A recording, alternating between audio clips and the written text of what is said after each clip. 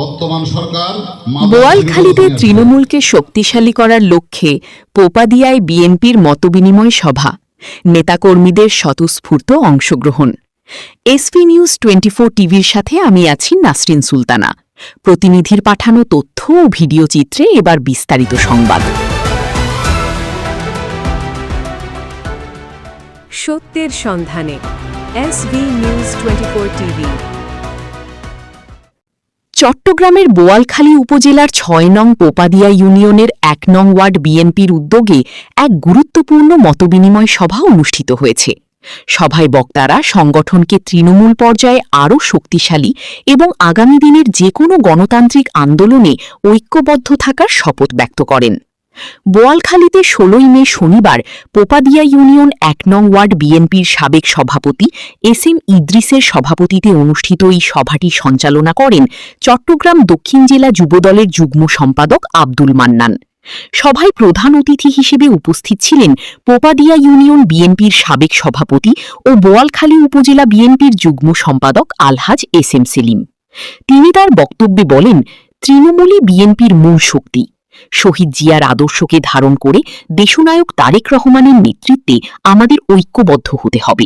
বিএনপির তারেক রহমানের প্রধানমন্ত্রীর স্পষ্ট বার্তা, কোন সন্ত্রাস চলবে না।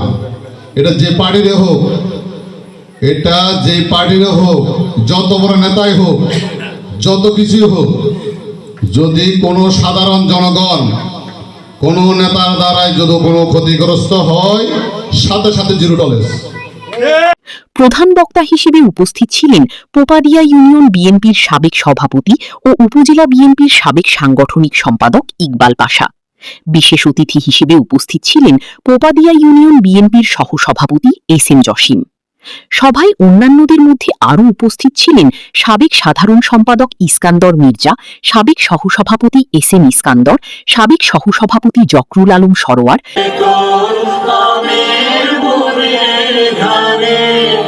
সাবেক সহসভাপতি ইসমাইল খান লালন, সাবেক সহসভাপতি মোহাম্মদ নুরুল্লাহ এবং সাবেক সহসভাপতি সৈয়দ মোহাম্মদ আলী।